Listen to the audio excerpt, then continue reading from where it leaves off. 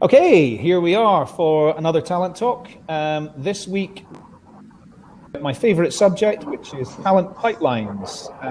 My kids, I think that I love talent pipelines almost as much as I love them. That's not quite true, but it is, apart from my kids, it probably is. So we've got some of my favorite talent pipeline experts joining. We have Christine Black, who's head of the sourcing team at Candidate.ID. We've got Steve Ward, who is head of our agency solutions at Candidate.ID. We've got Billy McDiarmid, who's head of customer success at Candidate.ID. Scott McRae, who is my co-founder and chief operating officer at Candidate.ID. And we've got Candidate.ID board advisor Bill Boorman joining us as well. So in terms of the running order, Bill was going to go on first, but in typical Talent Talk style, we're changing it slightly. And we're going to start with, so Bill's probably going to come on last. We're going to go through it in a logical order. So this is basically, we're going to talk about how you build really effective talent pipeline. So my definition of a talent pipeline is it only exists when you know who is cold, who is warm, and who is hire ready. The reason why building talent pipelines remains a top 3 priority for talent acquisition leaders 5 years in a row, according to the firm's annual survey, is because it is a damn hard thing to do. So they all want to do it, but very few people actually make a lot of headway with it. Now, one of the reasons for that is because up until recently, there hasn't been any technology that's really supported the delivery of an effective automated talent pipeline. But of course, things are changing. Anyway, the very, very first thing we need to do when we're creating a talent pipeline is make sure that we've got all of the candidates we want to hire into our database. So Utopia, as far as I'm concerned, is everybody you might want to hire now or in the future is in your talent pipeline, your total addressable market. So Christine, we're going to start with you, and we're going to talk about some of the things that people want to know around how do we actually do that. So question 1, where are the best places to find potential candidates? So I think recruitment teams traditionally, would place an ad. They would receive an influx of applications. They would store it in their database. So these methods are pretty much non-existent now. You can search for the best talent and find high-quality passive candidates online. And one of the most commonly used sites is still LinkedIn. Obviously on LinkedIn, you can connect with potential candidates, you can share content with them and track their online activity. So it's the most commonly used. Obviously the bigger sites, Facebook, Twitter, they're probably better for sourcing for high volume roles. Google Plus, YouTube, Instagram, they shouldn't be overlooked either. To have a presence there, at least to have a company page, to be sharing some content, to be sharing updates, and bringing in applications that way. There's a couple of more technical sites which are great for roles like developers, such as GitHub and Stack Exchange. They're really, really good sources of those types of candidates. And I do think it's important to bear in mind the markets that you're in as well, international markets. Russia, China, for example, LinkedIn's banned. You can't use it for business use at all. So Russia use vContact or VK. China is Weibo and Qzone that they use as their kind of LinkedIn alternative. I've got a big presence on Qbone. What's that, sorry? I've got a big presence. I'm famous. Qzone. And markets like Germany, Austria, Switzerland, they use Xing far more commonly than they would use LinkedIn, Viadeo in France. So I think the most sensible approach is a balanced approach and make sure that you have a presence on all social media channels. Okay, so it's interesting that you mentioned LinkedIn first, and a lot of people think of LinkedIn first, but then there's others who go, oh, nah, LinkedIn's kind of dying, but it's not. It still is the number one. Absolutely. Okay, so now you've identified all of the people you might want to bring into your talent pipeline. what do you believe the best ways to go about building relationships with them are?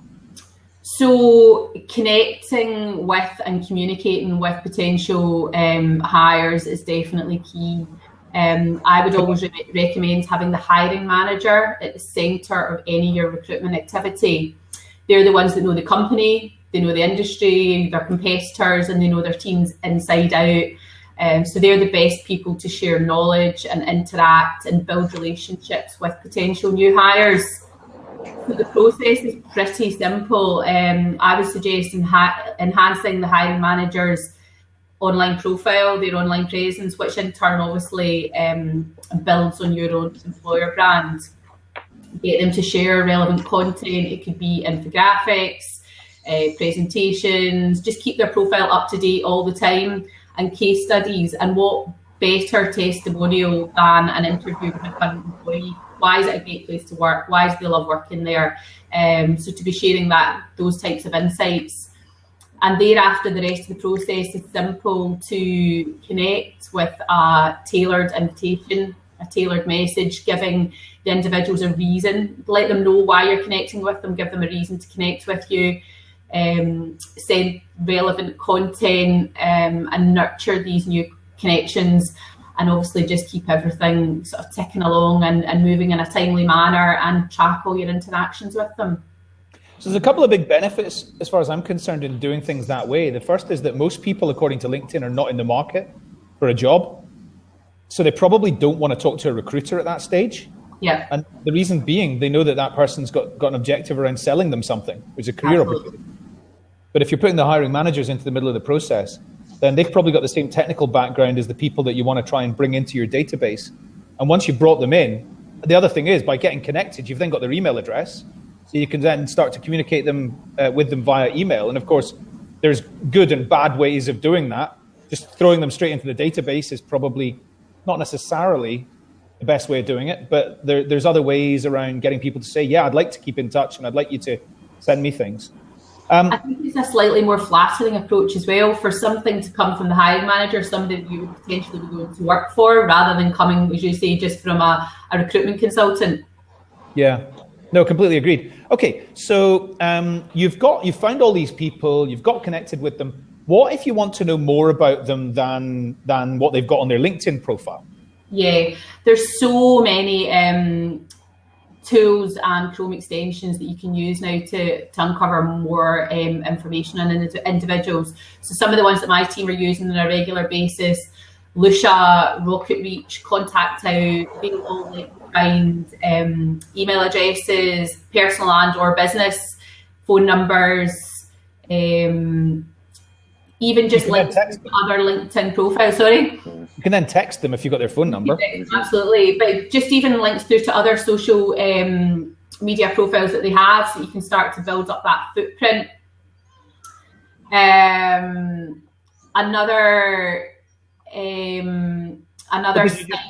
What did you just say, Christine? Lucia, Hunter, Lucia, Rocket Reach, Contact Out. They're all ones that my team are using that are working at the moment. Yeah. Okay. What about if you want to find out about somebody's personality? Personality.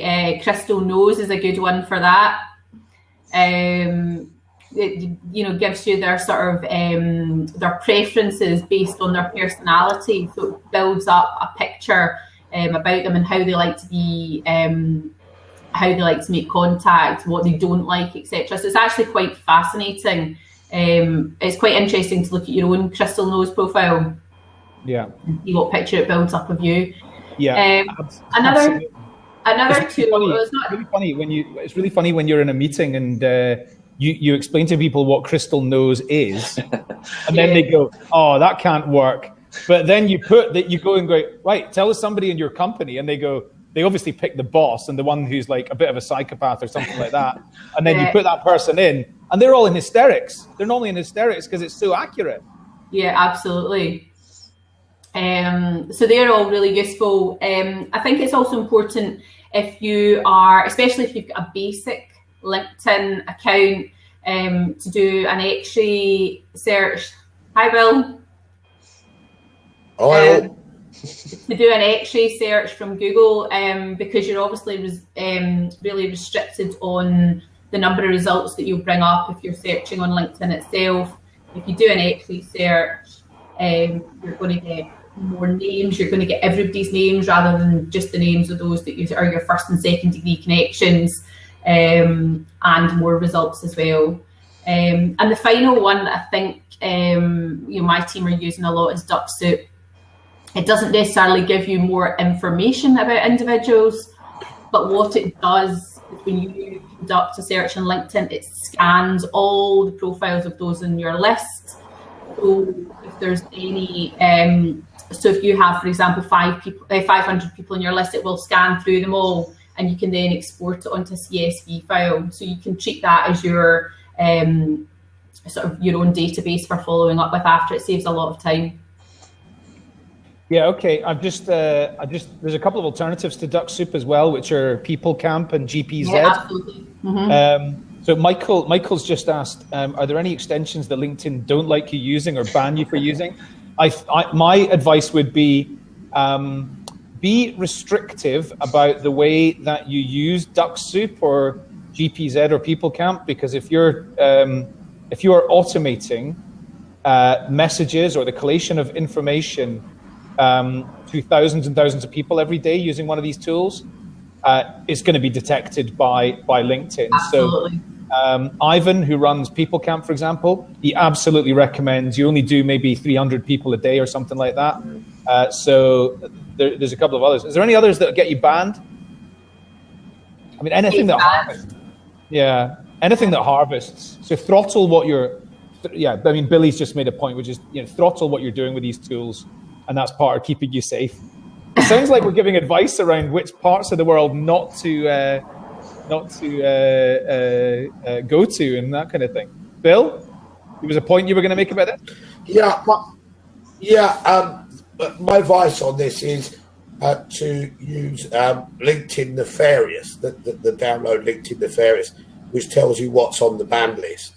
The way in which LinkedIn are interested in three things. I've spent quite a lot of time studying what people are getting banned for, but they're not interested in the volume of messages. It's the volume of lookups, and lookups is each time a profile is looked at. So they measure those in two ways. What they're interested in is the volume of lookups in any calendar month, and I think we're looking somewhere between 300 and 500. And the volume and how quickly you do a lookup. How quickly you do a lookup with a lot of the automated tools, they're instantly looking one after another. That's when it comes back and sends you the message that says you look like you're superhuman.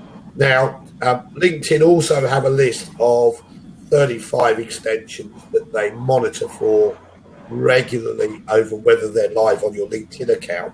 And there's an application called LinkedIn Nefarious, which will track two things. One is whether LinkedIn are watching you. It's kind of Big Brother watching Big Brother. So it tells you when they're monitoring, but also tells you what's illegal. And there's some interesting stuff on the lookup list, like the Ebster, like Bullhorn for Southall. So there's some interesting lookups that are on the ban list that if you have an instance running, they will ban you. Yeah, okay, great. Christine, thank you very much for sharing some of your thoughts around sourcing and identifying your total addressable market. That's all very useful, and people can contact you if they want to talk more. Absolutely. So I'm going to ceremoniously bump you off now. And Bill, let's come on to you. So, Bill, let's talk about this whole concept around talent pipelines that we're very tactical about. You've got quite a kind of holistic view around this, which is to do with retention of relationship, and it's to do with what you call the talent tipping point. Could you just give us a few minutes of an insight into your perspective on this? Well, there's two aspects to it. One is the talent tipping point. So the theory that I had a little while ago, I was doing some work and thought, well, actually, what's the point at which you know all the people you need to know? In which I think most of our activity and our budget in talent acquisition is spent on top of the funnel, and most of our time is spent in the attraction phase. Very much because each time we get a requisition or a job, it's a rinse and repeat process in which we're trying to generate new people at that instant. There's a whole load of reasons for that. One is that we don't look at the data we hold, or we can't look at the data we hold because we don't have our technology set up that way, or we don't have a relationship with those people. So, if somebody applied for a job with us, let's say 18 months ago or 2 years ago, contact again. So it's like a cold connection. There's no relationship there. So the fact that we have their email address is no more than that. It's no different to pulling off on LinkedIn. So it becomes quite a difficult process. So the talent tipping point is the point where I said, okay, and I was working with a customer in their ATS. They had 1 million candidates, 1 million tech candidates, and yet we're still spending quite significantly on time sourcing activity, new people, on job boards, on traditional attraction techniques, if you like, source and pray. And my question straight away was, how many people do you need to know and that however many people you're going to need to hire in the future, you have a level of connection with them, even if it's an email address, maybe you've got their CV, and so it's a number network that says, what's the talent tipping point? At which point, how many people do you need to have in any given discipline to have enough? Yeah. And you can apply that to any pipeline in the process. How many salespeople do you need to know? How many programmers do you need to know? How many office staff do you need to know? How many drivers do you need to know? At which point you know enough people that if you actually had so we then reached the point of saying, what are we trying to achieve? Well, in transactional recruiting, which is what we're doing with and starting new relationships, what we're actually doing is saying, if we have emails of these people and a little bit of information on them, but no relationship, we're starting fresh. So actually, what becomes important in organizations, and I really feel one of the things we're seeing as a major trend is that length of service is shrinking. I think people are more focused on careers than ever before, but they're focused on careers for self rather than company. So they're really looking on their career as a job by job. How is this job going to enhance my employability in the future? Learn some new skills, make my CV look a bit better because I work for a better employer, whatever it is. So where we might have looked at retention of recruitment, retention of service being an important measure for quality of hire in the past, I actually see that as being misleading because it's working against the trend of what we're seeing. What we're also seeing is because people are leaving jobs more often, more and more of those leavers are good leavers. And the companies I'm tracking where both sides are quite happy leaving for a reason of their career. Maybe they want to get some more experience. Maybe they want to go and learn some. Maybe they need a bit more challenging work. But on both sides, they're leaving for good reasons. Historically, when you didn't have a lot of employers, leaving was a major event. Somebody was really pissed off with somebody else, whether that was the company was pissed off with you or you were pissed off with the company, but you probably weren't ever going to die on each other's door. Yeah. That isn't the case anymore. So what's important is running things my network of connections with people for a whole load of business reasons, but also retaining the relationship. Do they open your emails? Do they look at your opportunity? Do they speak to you when you reach out to them?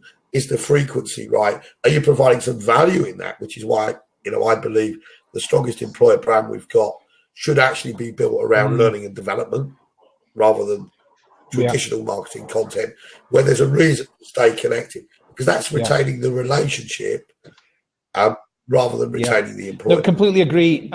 So the world's biggest pharmaceutical company told me that 70% of their hires were already on the database at the point that they onboarded them. They were already on Taleo, but they got them from direct sourcing and from advertising. and they had gone way beyond the talent tipping point. So that's one of the reasons. That was one of the reasons that prompted me to go, we have to create some sort of talent pipeline software, because companies can't do it. Exactly right. I think the other point on top of that is, if you're moving away from your attraction activity and concentrating your sourcing effort in with the people that you know that you have some level of relationship with, it's a lot easier for everyone in terms of outreach communication. You're also more likely to identify people better because you know more about them in some kind of.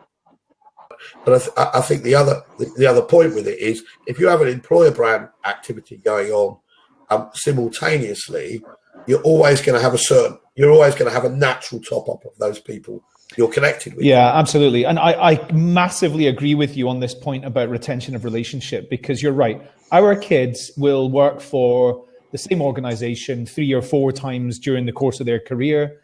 And people are rejecting the concept of full-time permanent employment more than they ever were, because we can work for companies all over the world from our home.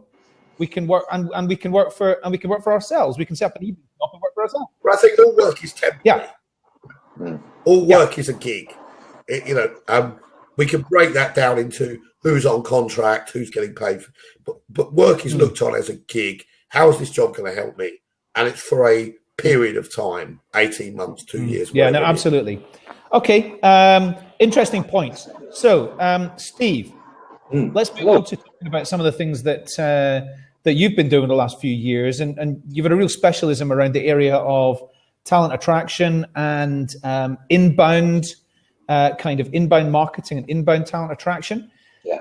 Why don't you talk through some of the kind of key things that you believe businesses should be thinking about if they want to magnetize all the people that they want to hire?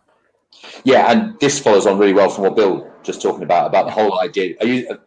Bill used a phrase a couple of years ago that I totally get on board with. Actually, I don't think I did get on board with it straight away, but once he sort of explained it, I got it, which was about job brands. I think that was right, wasn't it, Bill? Job brand, which I kind of. When you narrow it down, so a lot of the work I've done in recent years is less about how do we provide one singular message for a company to all, but it's about how do you identify commonality with talent groups and talent, and following on from the portfolio career, how can you in your content and in your communication externally send a message that says this company does something that I've not done before? So from the point of view of this world of gig economy, portfolio career, I prefer to look at it as a portfolio, because I've worked in the digital sector for the last 12 years. If ever there's an environment whereby people are building a portfolio career, it's there because they can, and the behaviors of candidates within that environment was very much like,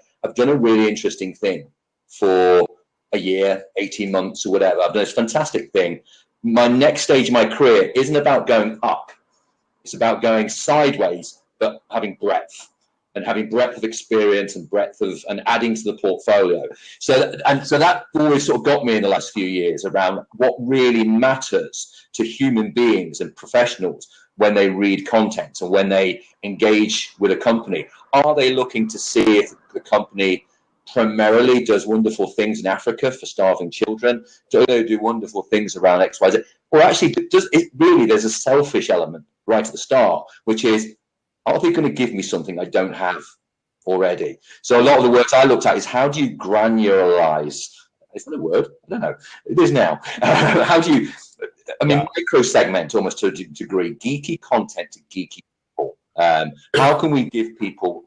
How can we tell stories from our organization that inspire people of a certain talent type to go, hell yeah, I want to work in that organization because they do something I've never done before, or they will expand my skills as data scientists greater than I've been able to do in my last 2 pieces of employment because they do this cool thing with, ribbons and diagrams and all that kind of stuff that I can't do here. So I want to find out more. And so I've always believed quite a lot in it, and it works.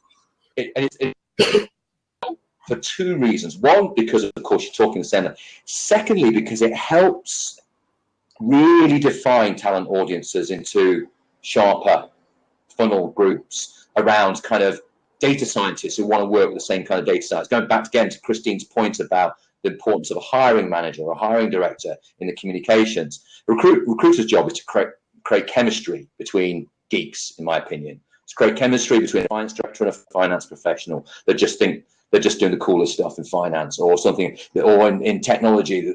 So our job is to facilitate, as recruiters, is to facilitate the chemistry between geeky, specialized people. And therefore, the content that is written and produced has got to speak to that inner geek, that inner element that says, I want to go and work for that company. I want to be the best I can possibly be, or I want a new experience. So that's a starting point, I think, as to where I think our mindset should be these days around targeted content as opposed to generic wide-scale content, which of course is always going to be done by larger organizations anyway in relation to brands.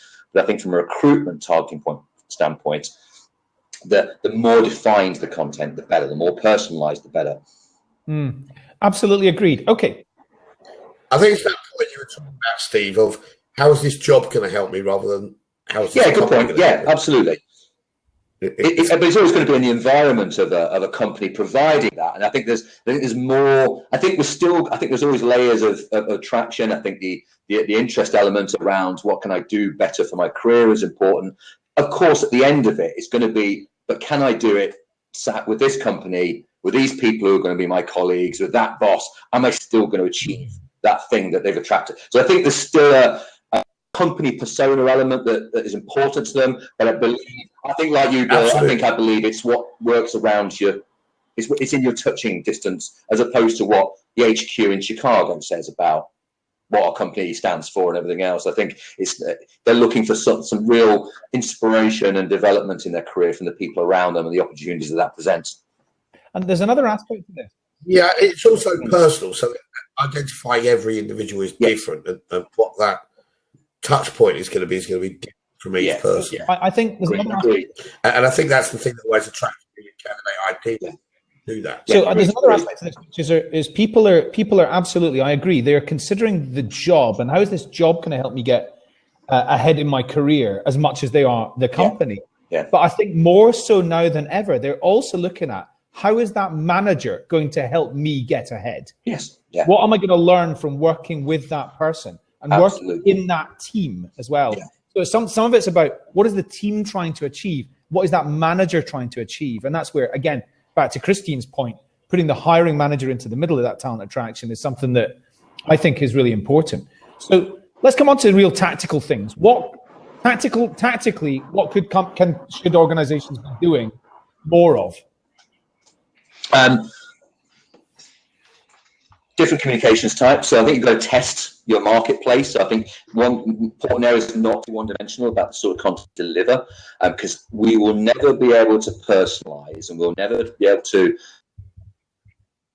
that kind of degree of relationship that Bill talks about, that degree of natural demands towards our organization if we only give one message through one form of communication. We've got to be varied, but most importantly, when we provide variety, we then have to learn what variety works for who. Now, this is something I wished I was able to do as well as you can do now with technology. For most of the last 12 years, I wish I'd been able to do it, because when I had a recruitment agency that focused on this very much, we were very multidimensional about our content, our approach, our message, our talking points that we created, etc. But our measurement of who cared about which bit, and our micro funnels that come from the main funnel, were very difficult to recognize. You had to sort of do it a little bit manually and a little bit with a wet finger in the air, sort of hoping you were making kind of good calls. And that's been a challenge, around content and social over the years, where people have kind of hit a brick wall against it sometimes, because actually it's very difficult to be able to personalize it. Now we're in a world with Candidate.ID and the like, where if we can start to identify the personal traits of individuals, the things that they care about. And obviously we're talking, as you've alluded to already, we're not talking about the job content. We're talking about the industry knowledge content. We're talking about the company content. We're talking about career development content. We're talking about how to get ahead in your market kind of content. It's that kind of what do they care about and what do they not care about? And tactically, quite simply, we're in a world now where we can watch and track almost snail tracks of journeys as to where these people go and what they engage with. And what that means then is in this world where we're aspiring for more automation, aspiring to be a bit more efficient in the way we operate, we need to almost still balance that by retaining the human bits, by accentuating the human element of that, not by sitting in front of people all the time, but by understanding the individual personal behaviors of each person and treating them as individuals. Because I think the human element isn't about a person sitting in front of you. The human element is about being treated like a person, like a human. I think there's a difference about how we term human interaction. We don't care who's treating us, whether it's a robot or a person or whatever, as long as we're being treated like a human being. And I think that's the whole point with content tracking and identification of what really matters to those people, because that's the only way we're going to retain that relationship that Bill's just referred to at any kind of decent level and start referring the company to other people. Take a look at I've just shared the link to the Monzo community, monzo.com/community there.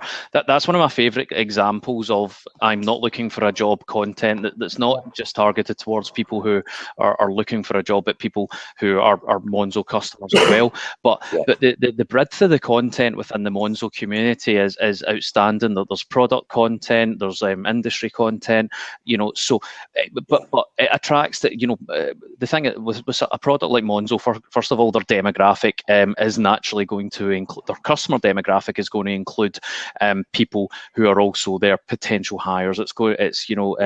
Educated individuals with technology experience who want to be using the latest bleeding edge products. So naturally, there's going to be developers and product guys and marketing guys and all that who fall within that community. So they're getting it right. Now, I actually don't know whether Monzo use that community to recruit or not. I would hope that they do, but if they're not, they're missing a trick. The other one who does this really well is Buffer. Buffer.com do it brilliantly, and Buffer do use it for recruitment. They send out regular emails with their vacancies, not necessarily targeted, but it's people who they know are Buffer users. It's part of their community. It's all that. So we're guilty of overcomplicating the content side by going, oh no, it has to be job focused. Actually, no, keep it initially. The Monzo example is a brilliant one. Talk about the product, talk about why it's making a difference in the industry, all these things that their potential employees are going to look at. That's brilliant. And the example I used with a company last year was around the fact that, it was a company with very zero brands, very zero recognition within an organization, but were trying to hire a whole cluster of data scientists and data engineers, which are the hardest, most battle-weary kind of area to try and recruit people at the moment, because everybody's improving their data knowledge capability, but there aren't enough people out there with the skill set to do it. And we've tried to, and the simple thing I did was walk around the floor sitting with the data guys and basically asking what gets you out of bed in the morning. What's the thing that gives you a little bit of a kind of spring in your step because of what you do? And a guy sat with me and said, look at this, Steve. I actually had no idea what he was talking about, because it was very technical and very deep, but that's the point. And it was around this whole data visualization and stuff, because of the amount of data they did, because of the system they used that they built in-house. Because of that, he says, I can do this thing with data and visualize it for our customers better than anybody in the industry can do.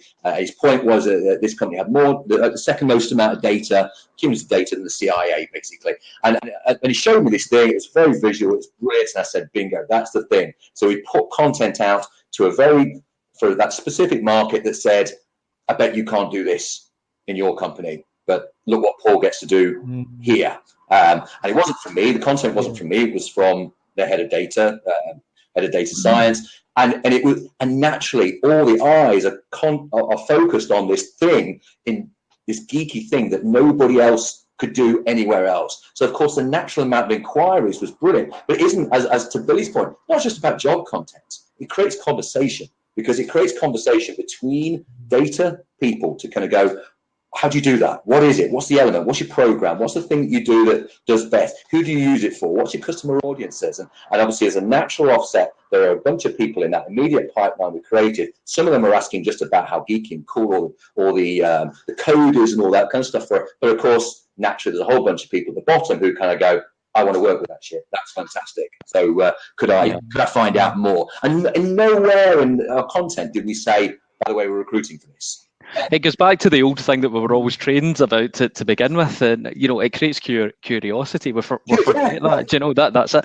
Create. Give people enough information where they're hooked in, and then they begin to ask questions themselves. We forget. This is where my point around making it too complicated is. We actually forget that the simple basics of marketing. Create curiosity in your audience, and you've won a watch. But Billy, also that curiosity. Just a second, one minute, and then that curiosity has to come from a position of trust, from an environment of trust, where they feel at ease. They feel at ease with communicating in that. Now, if we integrated that with recruiters, people switch off. That's what happened to LinkedIn groups. People switched off when every niche group was infiltrated by recruiters. As soon as recruiters start getting the conversation, everybody goes, I'm out. I'm going somewhere else. The trust level and the security level is gone. So you have to build environments and journeys of trust. Thank you. I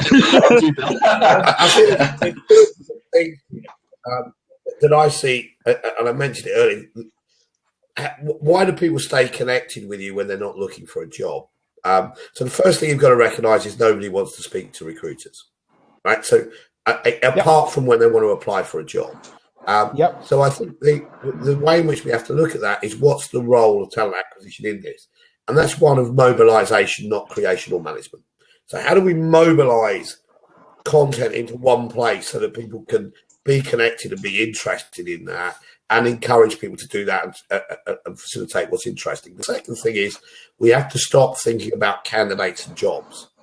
Because as long as we're thinking of we're doing this activity to get people to apply for our jobs rather than we're doing this, or who's a candidate rather than we're doing this activity to make sure we retain the relationship with people. This is what we're doing. Now, if you want to call it portfolio career, whatever it is, if you look at people changing jobs regularly, the thing they're going to miss out on is their learning and development, their place to learn. Because traditionally, you learn with a company, you had a career. Every couple of years they sent you off on some training, you got a bit of budget. If you're changing jobs every 2 years, that learning opportunity is disappearing. It's becoming a lot more agile, and it's something you've got to hunt out for yourself. So for me, the future I'm looking towards is where learning and development, talent acquisition are completely connected. Both it's happening. Like mobility, but equally for content. If you are sharing learning with the world, people will stay connected with you whether they're looking for a job or not. And most of the time they're not looking for a job. But our role then is to mobilise that. If we create the network, the places, that kind of thing, and sit back and shut up as recruiters and let other people get on with that. Stack Overflow, No, where right. the leaders at doing that and then taking it and turning it into Stack Overflow Insights, which sadly kind of with Stack's troubles last year has kind of went downhill. But they let their community get on with it, add value to them, and let them learn and then take the insight from it. So. Well, just be a community. Don't try and be a mailer, right? Be a community. Don't try and be a mailer. Yeah. I think that's the point. Yes. Steve, last question for you before you are rotated. Ian and Martin are both interested in who's producing this content. Is it produced by a particular team? Is it in TA? Is it in comms? Recruiters are tight on time. So I think if we're not in a world now where we are spending more time thinking about employing and utilizing marketers, data specialists inside our recruitment functions in order that we can communicate better to audiences in a larger but more personalized way through automation, plus to make better validation of our information and data. I think if we're not at that stage now, then we need to really have a good look at it inside our organizations as to whether we're balancing. For years, we've asked recruiters to create content, and very rarely, in my opinion, do recruiters want to create content. Not all of them, there's a few that do, but the reality is we've put too much of a burden on recruiters making content, whereas recruiters have never built to make great content, nor do they have the time to efficiently and effectively track that information. So I think there's a combination of like the depth of movement into marketing, the ability to do more at scale and in volume with automation. Obviously, we've got our Candidate.ID heads on. That's the most logical thing that springs to mind about how we automate content marketing, stage development, and response management, all that kind of stuff. The more we automate that, then we don't have to do a lot of the legwork like we used to. But I just think we're in a world now where the balance of our recruitment functions needs to shift. Does that make sense? Steve, this will succinctly answer the question. Tell us about the shape of that recruitment team in Newcastle that you were talking about before we came online, because that, to me, is what is happening in the smartest recruitment company, 8 people, 4 recruiters, 4 content marketers. The job of a content marketer is not just to produce content, by the way. They're not just writers. The job of a really great content marketer is to recognize the success of each piece of content, track the messages, understand the audiences, create messages to support the sales message that's happening from the recruiters, to track and monitor, and then turn content into lead generation. So because they're using technology to track the journeys of the people on their site, not just candidates, but also agents, clients, because of course they're an agency. That morning meeting, when they look at the stuff that they need to do that day, one of the components of that is they're looking at the people who spent time looking at their content the day before and engaging in their content the day before. What are we going to do this? Yeah, they run the pipeline. Great way of putting it. They run, if you consider the funnel diagram of where a recruiter gets involved and where a marketer gets involved, the marketer deals with a big chunk of it. The recruiter is involved at the bottom segment, the bit where they need to talk to recruiters. So what we go back to? They're filling jobs. But they're filling jobs better off the basis of knowing who and how and when and in which way and what format at what time candidates are engaging with their content, and knowing at the point in which a candidate is ready. The greatest USP for an agency and the greatest opportunity for a TA department is first access to talent. First access to talent before their competition knows about it. So if you know when a person, a professional is sniffing around, making those first signs of I could be looking for a job, that moment, if you get that moment before your competition, that's gold. That's TA gold. And that can only come from the content marketers and the journey that they've created, rather than the recruiters out. You've got to make a lot of phone calls and send a lot of emails as a recruiter before you're going to find that person at that moment. And so it's a logical shift, Ian, and I think it was Michael. It's a logical shift we're sort of going at now, I think, as to the way more effective recruitment teams can now operate. I don't think we could do it as well 3-4 years ago. I don't think we had the capability. Now we do. So, it was Ian and Martin that asked the question. Michael's asked the question about what are your thoughts on 360-degree in-house recruiters. Do you think this should be split between recruitment and resourcing? That is a bit ambiguous because it depends on your definition of recruitment and resourcing. But Michael, my view 100% is there should not be any 360-degree recruiters in-house or externally. The skills to run a pipeline and the skills to fill jobs are totally different, and that needs to be split. That's my personal view. Bill said it both can work. I think it absolutely has to be split. Steve, thank you very much. If you are if you're anybody that's interested in talent pipelines and talent attraction, then feel free to talk to Steve. Specifically, if you're looking for talent pipeline software and you're an agency, then certainly talk to Steve because he's all over it. And okay, thanks, to you Adam. soon, Steve. Cheers, guys. Cheers. Right, welcome Billy, who chipped in a bit up until now, but which is normal. So Billy McDiarmid is head of customer success at Candidate.ID. He effectively makes sure that companies are using this product to create the optimum talent pipelines. And so, Billy, what I'm going to ask you about is when you're creating talent pipelines and when you're trying to nurture a talent pool and generate demand, what are some of the most effective ways of going about creating your campaigns and structuring your campaigns? So a few of the things we've already touched on a little bit in terms of making sure that your content's right, making sure that your segmentation is right. So we've already spoken about those. So what once you've actually got those right, it's about going, okay, campaign structure. So what's the frequency of the communication? What are the communication methods that are actually going out, and then how should you adapt the campaign over time, and how should you learn from it? When it comes to channels, email is still, people knock email, but email will always be the number one channel. Email will get you to more than 50% of your database on average. About 54% of our client databases, the candidates will engage in some way, shape, or form with email, and people are checking their emails, when they're traveling, at lunchtime, at evening. So don't ever knock email, but then. Except Bill Boorman, yeah. Billy. So, yeah, can I ask you a question on that? How does that figure, the number of people engaging with email, compare with 2 years ago? The honest answer is, Bill, I have got no idea.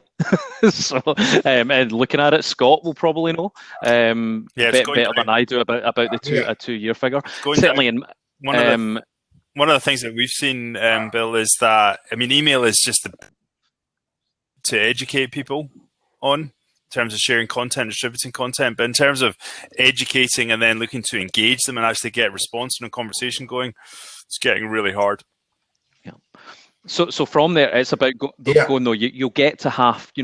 Right now you're getting to 50, on average 54% of your audience, but it's then going, okay, what are the other channels? So text message will SMS is still absolutely outstanding. It will give you a boost.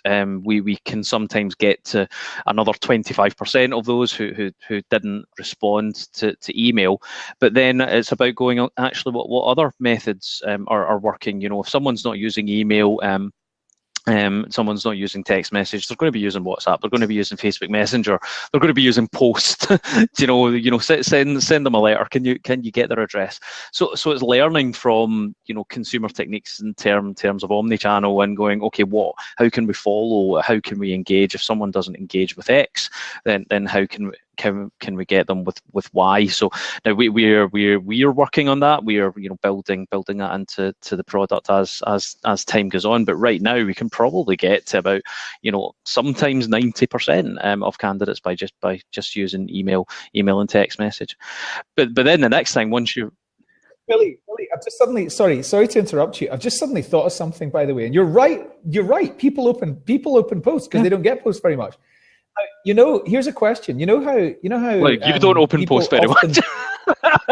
No, I don't. But I don't. I'm trying to limit. Don't communicate brown envelope.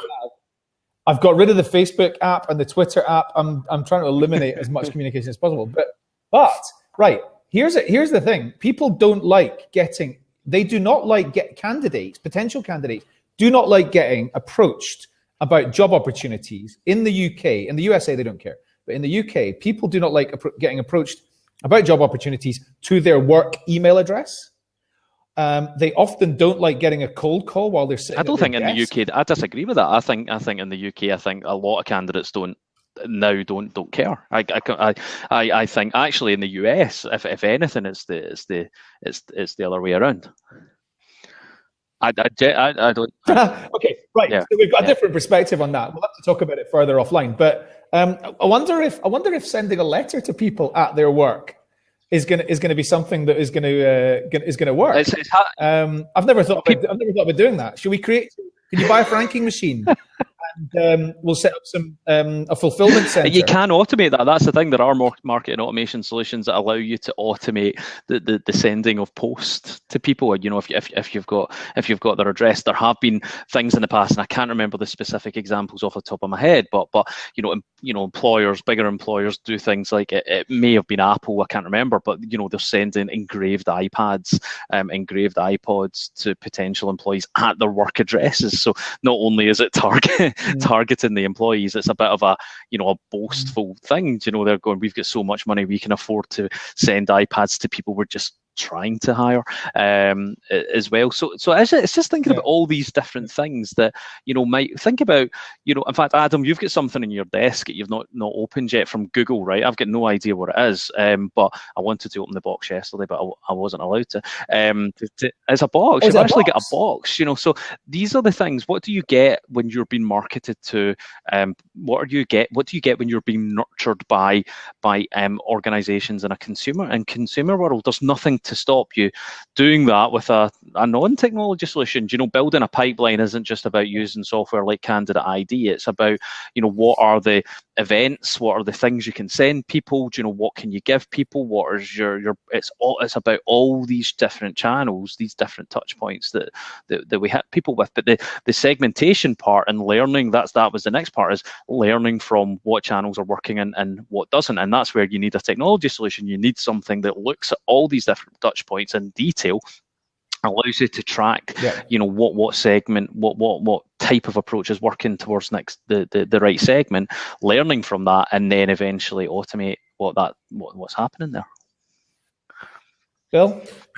I'd say, Billy, I agree with you 100%. One of the it is that there's two aspects to it which are going through my mind while you're speaking. One is the technology gives you the reach; it enables you to get to the right people.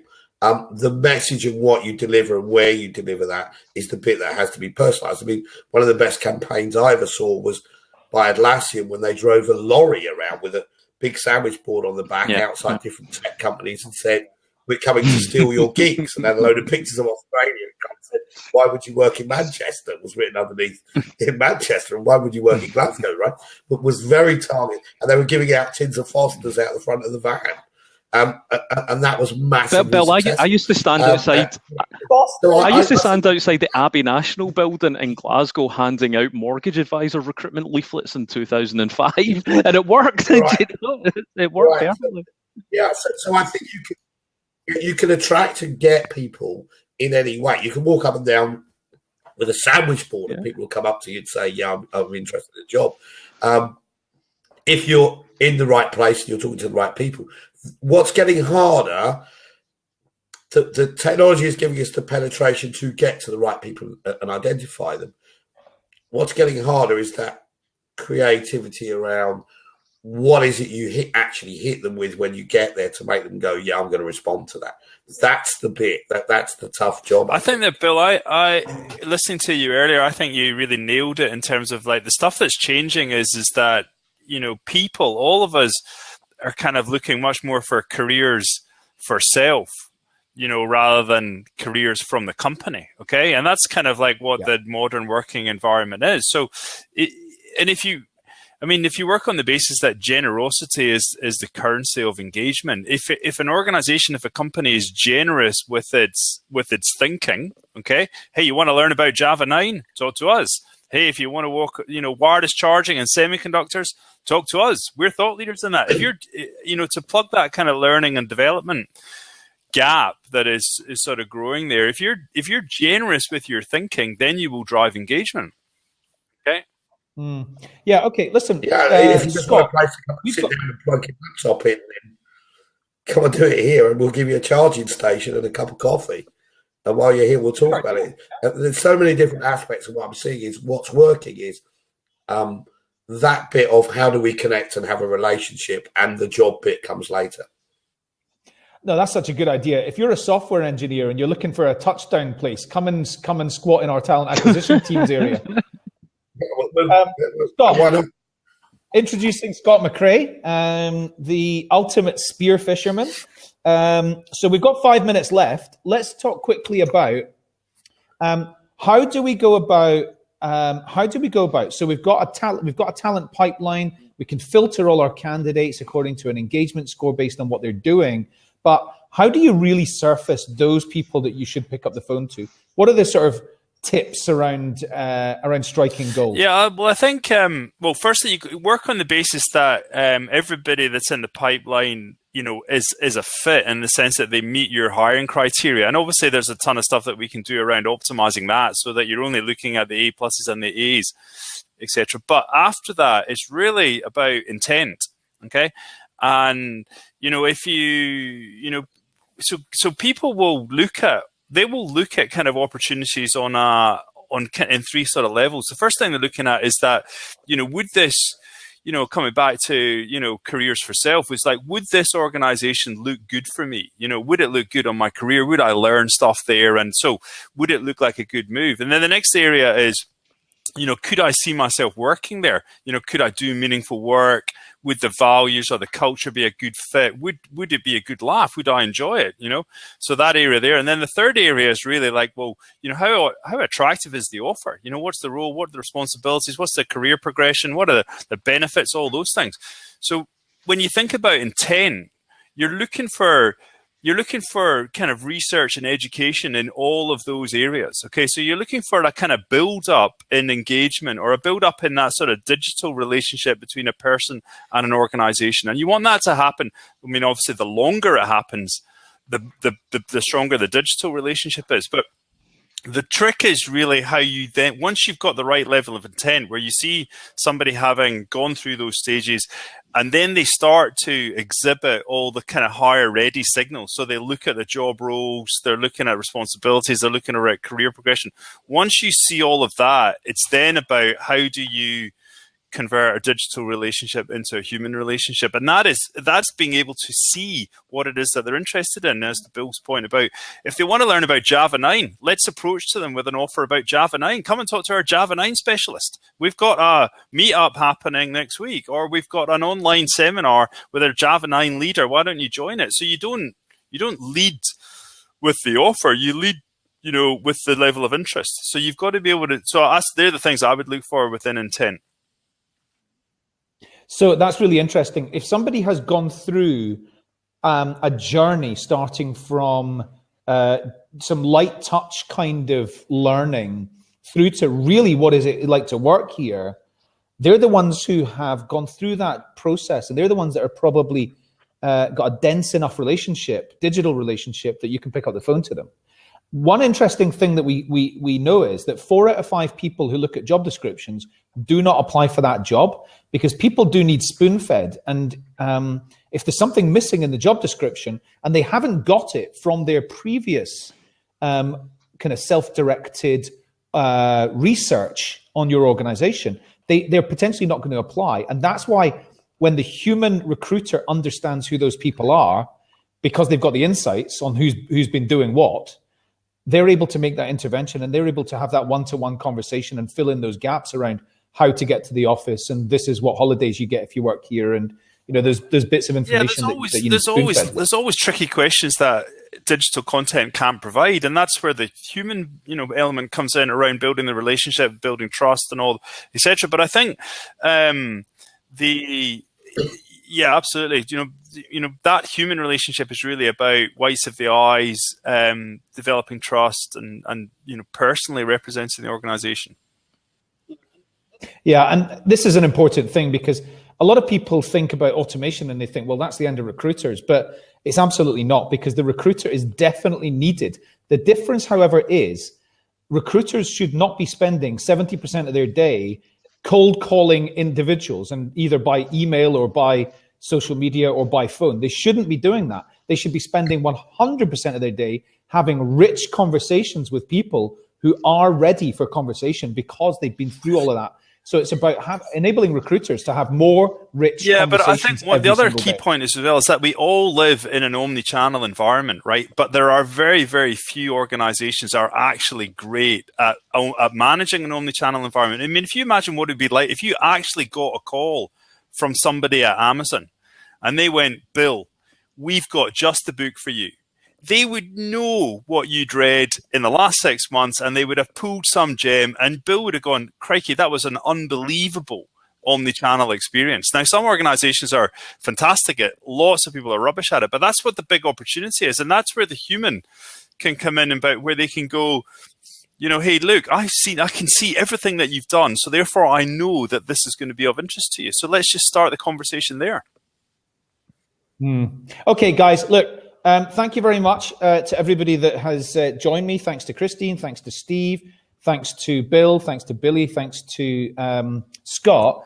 I just want to answer. Can I just add one line? Can I just add one line, because I think it sums up what you've just been talking about.